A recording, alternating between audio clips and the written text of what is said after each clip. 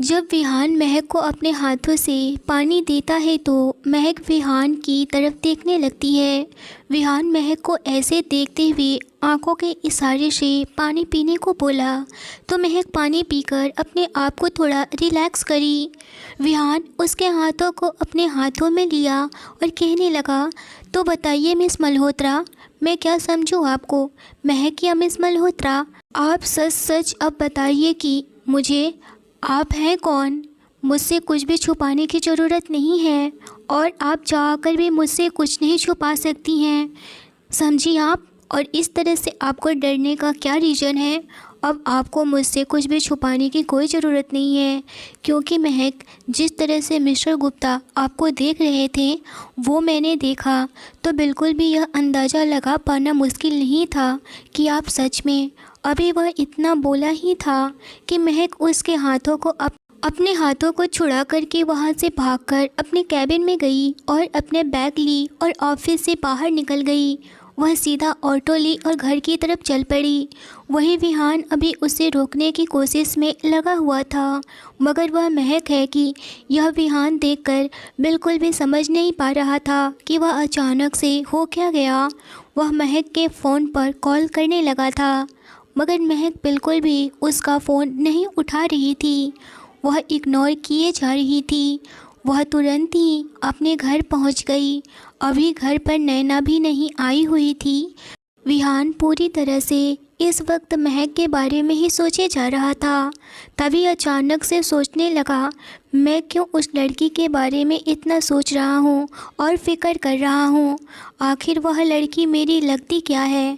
मैं उसका इतना फिक्र कर रहा हूँ और उसे तो बिल्कुल मेरी फ़िक्र ही नहीं है। देखो कैसी भाग गई, जबकि मैं इतना टेंशन ले रहा हूँ उसकी वजह से, लेकिन उसको तो कोई फ़र्क ही नहीं है। अचानक उसको कुछ हो जाएगा तो? पर वैसे भी मुझे क्या, जब उसको खुद ही की फ़िक्र नहीं है तो मुझे इतना क्यों फ़िक्र है? फिर कुछ देर सोचकर बोला, कैसे गई होगी वह? इतना गुस्से में थी, परेशान भी थी। आखिर वह इतना परेशान क्यों थी? क्यों अपना परेशानी मुझसे शेयर नहीं कर रही है? आखिर वह चाहती क्या है? लग रहा है मुझे अपने तरीके से ही पता लगाना होगा कि वह है कौन और विहान इतना परेशान क्यों है। इतना कहकर के वह किसी को कॉल करता है। दूसरी तरफ से आवाज़ आती है, हाँ बॉस, क्या ऑर्डर है? विहान बोला, मैं अभी एक नाम और फ़ोटो भेजता हूँ। इस लड़की के बारे में मुझे सारी डिटेल चाहिए, वह भी बिना गलती के। सब कुछ पता होना चाहिए, वह भी बिना गलती के सब कुछ पता होना चाहिए। पास्ट, प्रेजेंट और फ्यूचर, सब कुछ। वही दूसरी तरफ से आवाज़ आई, बॉस, पास्ट प्रेजेंट तो हो सकता है, बट फ्यूचर कैसे? तभी विहान गुस्से में चीखते हुए बोला, मैंने जितना कहा है उतना करो, मुझसे सवाल जवाब नहीं, और आज रात तक यह काम हो जाना चाहिए किसी भी कीमत पर। इतना कहकर के वह फ़ोन कट कर दिया। उधर विहान की डांट खा कर के वापस विक्की अपने कैबिन में आकर अपनी चेयर पर बैठ गया। अपनी आंखें बंद करके उसने अपना सर चेयर से टिका दिया और सीधा होकर बैठ गया। कुछ देर इसी तरह से बैठे रहने के बाद विक्की फिर से सीधा होकर बैठ गया और अपने भाई के बारे में सोचते हुए बोला, मैं अच्छे से जानता हूँ भाई, आप मुझे उस लड़की के बारे में बताना नहीं चाहते हैं, इसीलिए मुझे वहाँ से डांट कर भगा दिया। कुछ तो नाम लिया था आपने, क्या? विक्की उस नाम के बारे में सोचने लगा जो कि विहान ने लिया था। वह अपनी जगह से उठा और अपने कैबिन में इधर से उधर चक्कर लगाने लगा ताकि उसे वह नाम याद आ जाए जो उसके भाई विहान ने लिया था। वही नाम था जिसके साथ वह अपने भाई को वापस वैसा भाई बन सकता था जो वही पहले खो चुका है। विक्की की मेहनत रंग लाई। उसे वह नाम याद आ गया जो विहान ने रूम में लिया था। वह उस नाम को सोच कर के फुल एक्साइटमेंट में आ गया और चिल्ला उठा, याद आ गया, भाई ने क्या कहा था, फाइनली मुझे याद ही आ गया। आता कैसे नहीं, मैं हूँ ही इतना होशियार। विक्की अपने तारीफ़ खुद ही किए जा रहा था और खुद से ही अपने भाई की शिकायत करते हुए बोला, आपको क्या लगता है भाई, आप अपनी गर्लफ्रेंड के बारे में अपने भाई से छुपा लेंगे? ऐसा बिल्कुल नहीं होगा। मुझे पता चल चुका है कि आप किसकी बात कर रहे थे। महक, आप अपने भाई से छुपा रहे थे ना? क्या भाई? कब तक छुपा पाएंगे अब आप अपने भाई से, वह भी मेरी भाभी के बारे में। खन्ना मैंसन हॉल में फ़ोन की रिंग बज रही थी। तभी एक नौकर आकर के फ़ोन रिसीव करता है। फ़ोन पर विक्की था, जिसने अपनी दादी माँ को कॉल किया होता है। नौकर जल्दी से फ़ोन कल्पना जी के पास लेकर जाता है। कल्पना जी नौकर को अपने रूम में आता हुआ देख करके उसके वहां आने का कारण पूछती हैं। सर्वेंट फ़ोन आगे करके बस इतना कहता है कि विक्की बाबा का फ़ोन आया हुआ है। कल्पना जी मुस्कुराते हुए फ़ोन हाथों में लेती हैं और वह सर्वेंट को वहाँ से जाने के लिए कह देती हैं। सर्वेंट वहाँ से चला जाता है और सर्वेंट के जाने के बाद कल्पना जी फ़ोन पर बात करना शुरू करती हैं और कहती हैं, क्या हुआ विक्की, आपने मुझे किस लिए याद कर लिया आज? विक्की जो पहले से ही बहुत ही खुश था और वह अपना खुशी को कंट्रोल नहीं कर पा रहा था। वह जल्दी से जल्दी अपनी बात किसी से शेयर करना चाहता था। उसके लिए सिर्फ अब कल्पना जी ही थी जिसके साथ वह अपनी बात शेयर कर सकता था। वह अपनी माँ से भी बहुत सारी बातें शेयर करता था, मगर वह अभी विहान की बातें थी। इस वजह से वह चाहता था कि पहले दादी को ही बताए। इसीलिए वह कल्पना जी को कॉल किया और कल्पना जी के बाद तो घर पर सभी को पता चल ही जाना है। हाँ, वह फुल एक्साइटमेंट और खुश होकर के कहने लगा, दादी माँ, आपको पता है आज भाई के ऊपर किसी ने कंपनी में कॉफ़ी गिरा दिया था। कल्पना जी को कुछ खास नहीं लगा। वह बहुत ही रिलैक्स होकर के विक्की से कहने लगी, तो इतनी सी बात के लिए तुमने मुझे कॉल किया है, यह बताने के लिए? वैसे तुम्हारा भाई तो बहुत नाराज़ हुआ होगा उस इंसान पर। वह तो पूरा शैतान का रूप दिखा दिया होगा ना। उन लोगों को, बेचारा या बेचारी को कैसे सहन किया होगा, अब तो वह भी जाने। तभी विक्की बोला, अरे नहीं दादी माँ, यही तो हैरानी की बात है। पहली बार भाई ने उस इंसान को गलती करने के बावजूद नौकरी से नहीं निकाला, और मैं तो यहाँ तक सुना कि वह तो भाई से झगड़ा भी कर लेती है। विक्की को यह सब कॉफ़ी पीने तक बातें तनु ने ही बताया था। वह ऑफिस के कैबिन में जाकर के विहान से इस बारे में कंफर्म करना चाहता था, लेकिन जब ऑफिस में आकर उसे पता चला कि भाई किस बात पर इतनी ज़्यादा भड़के हुए हैं, तो उसे पूरा विश्वास हो गया कि वह तनु ने कहा था वह बिल्कुल सच था। तभी कल्पना जी अचानक से हैरान होते हुए बोली, क्या कहा तुमने? झगड़ा भी कर लेती है? इसका क्या मतलब है? कोई लड़की है? कल्पना जी को जब यह बात पता चली कि ऑफिस में कोई ऐसी लड़की है जो उनके पोते पर भी भारी पड़ रही है, तो उन्हें बातों में अब इंटरेस्ट आने लगा था। वह अब विक्की के द्वारा बहुत कुछ जानने के लिए ज़्यादा ही एक्साइटेड हो गई थी। तभी विक्की बोला, हाँ दादी माँ, उसका नाम महक है। उस पर भाई की दादागिरी बिल्कुल भी नहीं चलती है, बल्कि भाई की दादागिरी का अच्छे से मुकाबला करती है। कॉफ़ी गिरना उसी की देन है। और वह यह सारी बातें बहुत ही मुस्कुराते हुए बोले जा रहा था। तो यह सुनकर के कल्पना जी बोली, तो बेटा, मैं भी उससे मिलना चाहूँगी। मैं भी तो देखूँ कौन है वह लड़की जो हमारे विहान खन्ना से उलझ रही है और जिसे विहान खन्ना कुछ कह भी नहीं पा रहा है। कल्पना जी के आंखों में महक से मिलने की बेचैनी साफ झलक रही थी। विक्की बोला, ठीक है दादी माँ, बहुत जल्दी से मैं उनकी मुलाकात करवाता हूँ। कुछ देर और बातें करने के बाद विक्की ने फ़ोन कट कर दिया। कॉल कट करने के बाद कल्पना जी ने हाथ जोड़ करके भगवान से मन्नतें मांगते हुए बोली, हे भगवान, इस पर जो भी हो रहा है सही हो, क्योंकि मैं हमेशा अपने विहान को टूटे हुए ही देखा है। जिस तरह से विक्की मुझे बता रहा था, क्या सच में उस लड़की को कुछ नहीं कहा होगा? कुछ भी हो, मुझे उस लड़की से मिलना होगा जिसने मेरे पोते के आगे कुछ कहने की हिम्मत की, क्योंकि जहाँ तक मैं जानती हूँ उसके आगे तो कोई आज तक बोल ही नहीं पाया सिवाय उसके, लेकिन उसका ऐसे मेरे विहान को धोखा देकर छोड़ जाना विहान को अंदर तक तोड़ गया।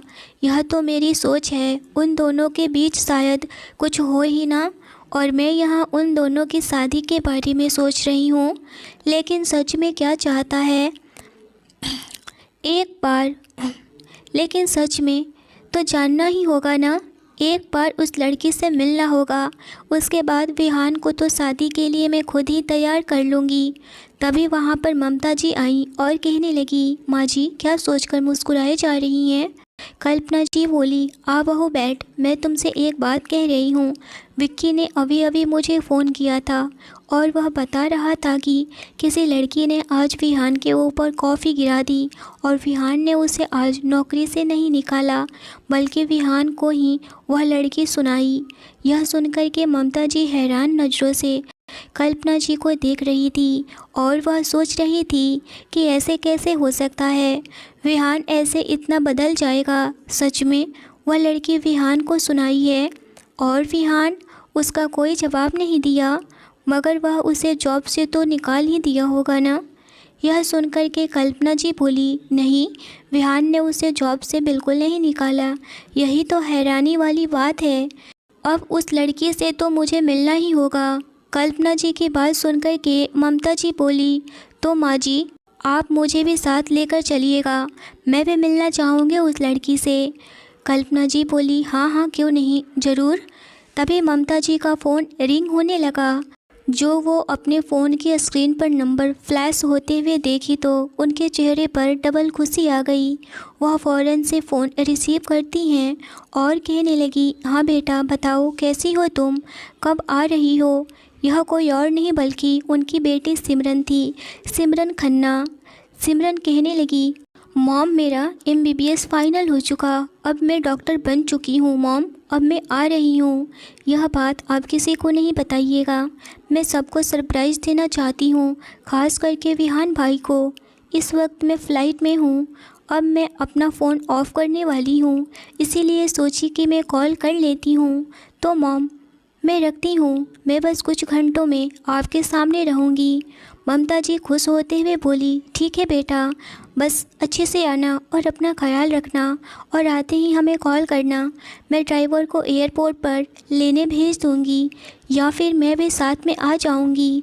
सिमरन बोली, ठीक है मॉम, और वह फ़ोन कट कर देती है। कल्पना जी बोली, कौन है, ज़रूर सिमरन ही होगी। ममता जी हाँ में सर हिलाई और वह कहने लगी, माँ जी मैं जा रही हूँ किचन में, आज इतने सालों के बाद मेरी बेटी आ रही है, मैं उसके लिए कुछ उसकी पसंद का बना लूँ, पता नहीं मेरी बेटी कैसी है। कल्पना जी स्माइल करते हुए बोली, हाँ बेटा जा। ममता जी किचन में चली गई और सिमरन की पसंद का उन्होंने बहुत सारी डिशेस बनाने शुरू कर दिए। वहीं दूसरी तरफ महक जा कर के अपने कमरे में चुपचाप से बैठ गई और वह बस रोए जा रही थी। और विहान फिर से उसे कॉल किया था, मगर महक उसका कोई भी रिप्लाई नहीं दे रही थी। तभी उस पर एक मैसेज आया। उस मैसेज में यह लिखा था कि तुम जो भी कोई हो, तुम मुझसे बच नहीं सकती हो, और तुम क्या सोच रही हो कि तुम बच जाओगी, तो इस गलत फहमी में बिल्कुल भी नहीं रहना। मैं तुम्हें बिल्कुल नहीं छोड़ने वाला हूँ, और मुझे पता है कि तुम ही महक मल्होत्रा हो और तुम जिंदा हो, पर ज़्यादा देर तक जिंदा नहीं रहोगी। यह मैसेज को रीड करके महक पूरी तरह से कांप गई। तभी नैना भी घर आई और वह घर को ओपन देखी तो समझ गई कि महक आ चुकी है। वह महक के कमरे में गई, उसको रोता हुआ देख करके कहने लगी, क्या हुआ है महक, तुम इस तरह से क्यों रो रही हो। महक नैना को देख करके फ़ौरन से उसके गले लग गई और वह फूट फूट कर रोने लगी। महक को इस तरह से रोता हुआ देख करके नैना पूरी तरह से घबरा गई थी। उसे बिल्कुल भी समझ नहीं आ रहा था कि महक को कैसे चुप कराए। धीरे धीरे खुद ही महक चुप हुई तो नैना बोली, क्या हुआ है महक, बताओगे मुझे। महक बोली, आज फिर से ना चाहते हुए भी मेरे अतीत से सामना हो रहा है, मैं क्या करूं, तुम ही बताओ। मैं जितना सोच रही हूँ कि मैं उन लोगों से नज़रों से दूर रहूँ, फिर भी मैं नहीं रह पा रही हूँ। आखिर क्यों? मैं नहीं चाहती कि उन लोगों को पता चले कि मैं ज़िंदा हूँ। नैना बोली, आखिर बात क्या हुआ है, वह तो बताओ मुझे। महक कहने लगी, नैना, आज वो मल्होत्रा इंडस्ट्री का असिस्टेंट आया हुआ था और वह मुझे पहचानने की कोशिश कर रहा था, और तुम ही बताओ मैं क्या करूं। और वहीं दूसरी तरफ यह विहान खन्ना मुझे परेशान करके रखा हुआ है। वह भी शक कर रहा है मुझ पर कि मैं वही लड़की हूँ जो कि मेरा एक्सीडेंट हुआ है और उसने मुझे बचाया है। अब तुम ही बताओ मैं क्या करूँ। वह बार बार मुझसे पूछ रहा है कि तुम बताओ, मैं तुम्हारा हेल्प करना चाहता हूँ। तुम वही हो ना जो मैं उस दिन तुम्हें बचाया था। नैना कुछ देर सोची और कहने लगी, तो फिर तुम उसे बता क्यों नहीं रही हो कि तुम कौन हो। मुझे तो यह खन्ना सही इंसान लग रहा है। तुम एक काम करो, कल जाओ और उसे बता दो सारी बातें। शायद हो सकता है उन लोगों से बदला लेने में तुम्हारी मदद करे या फिर तुम्हें इंसाफ दिलवाए। महक सोफे से उठी और टहलते हुए बोली, मगर नैना, मैं इस वक्त किसी पर भी विश्वास नहीं कर सकती हूँ। उसकी बातें सुनकर के नैना बोली, तुम पूरी तरह से विश्वास नहीं करना। तुम अपनी आंखें और कान खोल करके रखना, कौन क्या कह रहा है बस तुम उसे बता दो। जहाँ तक मुझे पता है वह इतना बुरा इंसान नहीं है, क्योंकि वह आए दिन हमेशा इंसाफ के लिए ही चर्चा में है। वह बहुत मदद करता है, और उसका भाई विक्की, वह तो गरीबों को तो देख नहीं सकता। वह हर गरीब को चाहे तो अमीर बना सकता है। अभी तुम उन दोनों के बारे में नहीं जानती हो। उसका परिवार बहुत अच्छा है। भले ही लोग समझे कि उनके पास पैसे हैं तो वह अमीर ज़्यादा और घमंडी होगा, मगर वह घमंडी नहीं है। तुम्हारी ज़रूर हेल्प करेगा। मेरी मानो तो उसे अपनी सारी बातें बता दो। विक्की बहुत खुश था, क्योंकि उसे लगा कि उसके भाई और महक में कुछ न कुछ चल रहा है। वह वापस अपने भाई के कैबिन में चला गया, जहां विहान अपनी आंखें बंद करके चेयर के पीछे पर टेक लगा करके बैठा हुआ था। वह जाते ही बोला, भाई, आपने बताया नहीं, क्या आप पर कॉफ़ी महक ने गिराई थी? आप उसे बचा रहे हो ना? यह सुनकर के विहान, जिसकी आंखें बंद थी, उसने अपनी आंखें खोली और सामने अपने भाई को मुस्कुराते हुए चेहरे को देखा। इस वक्त भी विहान कुछ नहीं बोला, मगर फिर विक्की बोला, भाई, आप इतना नाराज़ क्यों हो रहे हो? वह अपने भाई के गुस्से से थोड़ा सा डर गया था, लेकिन हिम्मत करके फिर से बोला, भाई, आप और महक के बीच में कुछ। लेकिन उसके इतना ही कहते ही विहान गुस्से से बोला, मैंने कहा जाओ यहाँ से, और मेरा और उस लड़की के बीच में ऐसा कुछ भी नहीं है। अपने भाई की इतनी तेज़ आवाज़ सुनकर विक्की वहाँ से फ़ौरन से बाहर चला गया। बाहर जाते ही वह तनु से टकरा गया। तनु ने जब विक्की के चेहरे पर डर के कारण पसीना देखा तो उसने पूछा, क्या हुआ है तुम्हें? इस तरह से क्यों भाग रहे हो, जैसे पीछे कोई है? विक्की बोला, अरे मेरे भाई कहीं डेविल से कम है क्या? उनके सामने तो सब कांप जाते हैं। तनु विक्की की बात को सुन कर के हंसने लगी। काम करो और मुझे भी काम करने दो। मुझे लगा पता नहीं कितनी सीरियस बात है, तो इतना सीरियस चेहरा बनाकर रखा हुआ है। तुम्हारा कुछ नहीं होगा, तनु ने कहा और वहाँ से जाने लगी। तभी उसे याद आया कि वह महक को गुस्से में और रोते हुए जाते देखी है। वह कहने लगी, तुम्हें एक बात पता है? महक रोते हुए और गुस्से की हालत में ऑफिस से घर चली गई है। पता नहीं सर ने कुछ कहा है या फिर कुछ। इतना सुनकर विक्की बोला, अरे ऐसा नहीं हो सकता है, यह कह दो कि गलत है। तभी उसका फ़ोन बज उठा। वह फ़ोन ममता जी का था। विक्की फ़ौरन से अपना फ़ोन रिसीव करता है और बोला, यस मॉम, बोलिए, क्या कहना है आपको? ममता जी कहने लगी, विक्की बेटा, तुम चले जाओ एयरपोर्ट पर, सिमरन आ रही है। इतना सुनना था कि खुशी से उछल पड़ा और बोला, ऑफ कोर्स माँ, मैं अभी जा रहा हूँ उसे लाने। आप अभी इसी वक्त विहान भाई को बोल दो कि मैं किसी काम से बाहर जा रहा हूँ, क्योंकि उसने ज़रूर कहा होगा कि आप किसी को बताना नहीं। ममता जी मुस्कुराते हुए बोली, यह तो तुम्हें अच्छे से पता है कि वह हमेशा यही कहती है कि किसी को बताना नहीं। चल जा फटाफट से उसे रिसीव कर ले आना और सीधे घर आना, शाम हो चुकी है। यह सुनना था कि विक्की फ़ौरन से फ़ोन अपने पॉकेट में रखता है और ऑफिस से बाहर निकल जाता है। तनु उसको जाते हुए देखी तो कहने लगी, विक्की तुम कहाँ जा रहे हो? विक्की स्माइल करते हुए बोला, मैं सिमरन को एयरपोर्ट से रिसीव करने जा रहा हूँ। आज सिमरन आ रही है। तनु भी बहुत खुश थी। इतना कहकर के विक्की वहाँ से चला गया। वहीं दूसरी तरफ विहान के फ़ोन की घंटी बजी। वह फ़ौरन से फ़ोन रिसीव किया तो ममता जी बोली, मैंने विक्की को किसी काम की वजह से बाहर भेजा है, बस उसे डांटना नहीं और फटाफट से घर आ जाओ। तुम सबके लिए मैं सबकी पसंद का खाना बनाया है। विहान इस वक्त बहुत डिस्टर्ब था, पर ममता जी की आवाज़ को सुनकर के थोड़ा रिलैक्स फील हुआ उसे और कहने लगा, ठीक है मॉम, आप बस थोड़ा सा वेट करिए, मैं बस घर पहुंचता हूं। इतना कहकर के वह फ़ोन कट कर दिया। वहीं दूसरी तरफ फिर से वही मैसेज महक को मिला। वह उस मैसेज से बहुत परेशान हो गई थी। आखिर उसे धमकी भरा मैसेज कौन भेज सकता है? महक इन्हीं सब बातों को लेकर के बहुत परेशान हो रही थी। नैना डिनर बनाने में लग गई। नैना को अकेले किचन में देख कर के महक भी चली गई और उसकी हेल्प करने लगी। उन दोनों ने डिनर बनाया और चुपचाप से डिनर किया और सोने चली गई। आज नैना और महक दोनों साथ में सोई, क्योंकि महक आज डरी हुई थी और उसका जो मैसेज आ रहा था उसको देखकर नैना भी थोड़ी डिस्टर्ब सी हो गई थी। विहान रात के 9 बजे वह अपने घर पहुंचता है तो देखता है सिमरन आई हुई है। सिमरन उसे देख कर के फ़ौरन से गले लग जाती है और कहती है, भाई आप आ गए, मैं आपका ही इंतज़ार कर रही थी। कैसा लगा मेरा सरप्राइज़? विहान सिमरन को देख कर के बहुत ही खुश हो गया, क्योंकि सिमरन उसकी जान थी।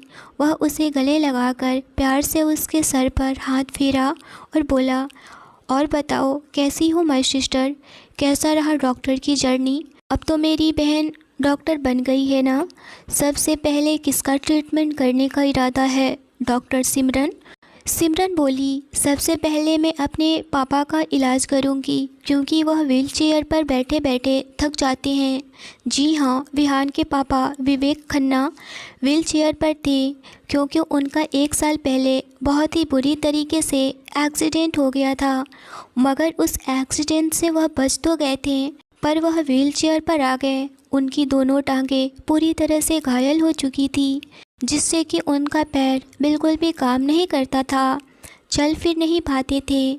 यह सब उनके बिजनेस पार्टनर विजय चड्ढा ने जलन के कारण एक्सीडेंट करवाया था, लेकिन विहान ने उसका बदला भी ले लिया था और किसी को कानों कान खबर भी नहीं हुआ।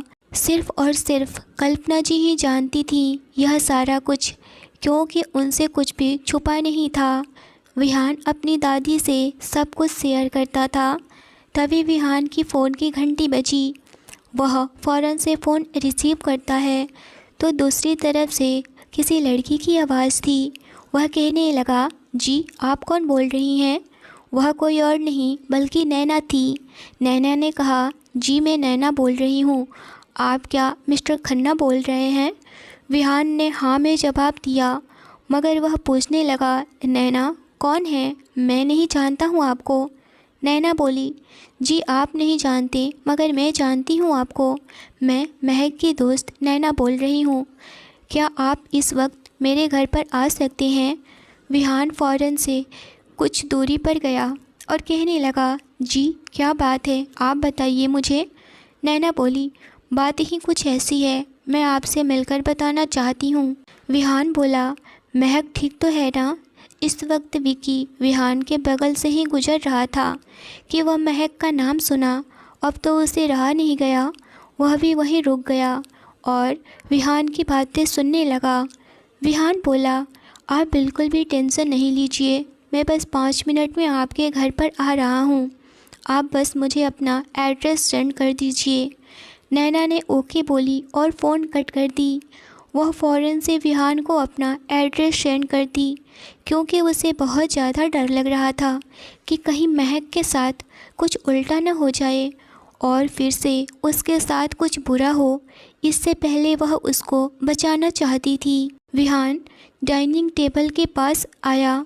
सब लोग इस वक्त विहान का ही वेट कर रहे थे कि विहान आए तो सब एक साथ डिनर करना स्टार्ट करें। मगर विहान तो बहुत ज़्यादा ही परेशान था और कहने लगा, आप लोग डिनर करिए, मैं बहुत ही ज़रूरी काम से बाहर जा रहा हूँ। यह सुनकर के ममता जी फ़ौरन विहान को देखने लगी और बोली, विहान क्या हुआ, सब ठीक तो है ना? इतना अर्जेंट है कि कहाँ जा रहे हो?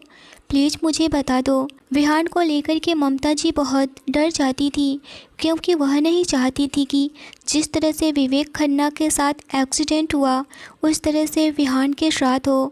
इसी वजह से वह अपने बच्चों को लेकर के ज़्यादा फ़िक्रमंद रहा करती थी, और कोई भी माँ अपने बच्चों को लेकर फ़िक्र करेगी ही। विहान बोला, माँ आप घबराइए मत, मैं बिल्कुल ठीक हूँ और मुझे बस थोड़ा सा काम है। मैं यूँ गया और यूँ आया और मैं किसी को बुलाया हूँ, आप टेंशन नहीं लीजिए, मेरे आदमी बस आ रहे होंगे। वह जब भी रात को घर से बाहर जाता तो हमेशा अपने 2 बॉडीगार्ड्स को लेकर जाता, शेरा और रघु। अभी इतना कह ही रहा था कि दोनों आ भी गए। विहान बोला, ठीक है मॉम, मैं बस कुछ ही देर में आता हूँ। विहान के खन्ना मैंसन में भी बहुत सारे बॉडीगार्ड्स थे। दिन रात चारों तरफ बॉडीगार्ड्स ही तैनात रहते थे, क्योंकि अमीर लोगों के जान का खतरा हमेशा बना रहता है। विहान फ़ौरन से गाड़ी में आकर बैठा और बोला, जल्दी से गाड़ी भगाओ। उसने शेरा को सारा एड्रेस बता दिया। कुछ ही देर में वह महक के घर पर था। नैना ने दरवाज़ा खोला। नैना का घर छोटा ही था, मगर हर चीज़ अपनी जगह पर रखी हुई थी, बहुत ही सलीके से। जो भी देखता तो कहता, हाँ सब कुछ अपनी जगह पर सेट है। यह देख कर के विहान मुस्कुरा उठा। वह हॉल में सोफे पर बैठ गया। शेरा और रघु बाहर ही गाड़ी में वेट कर रहे थे, क्योंकि विहान बोला था कि तुम दोनों यहीं पर रुको, मैं बस आता हूँ। नैना विहान को देखकर थोड़ी डर सी गई, मगर वह खुद से बोली, नैना डरने की ज़रूरत नहीं है, अगर डरोगी तो कुछ कह नहीं पाओगी और सब कुछ बताना बहुत ज़रूरी है। यह महक का ज़िंदगी का सवाल है। महक को जब पता चलेगा उसकी सच्चाई विहान जान चुका है तो अब महक क्या करेगी? क्या अब महक सेफ रहेगी या फिर से उसे कोई मारने की कोशिश करेगा? यह जानने के लिए बने रहें इस कहानी के साथ। स्टोरी अच्छी लगी हो तो लाइक करिए, चैनल पर पहली बार आए हैं तो चैनल को ज़रूर सब्सक्राइब करिए। मिलते हैं एक इंटरेस्टिंग एपिसोड के साथ। Thanks for watching.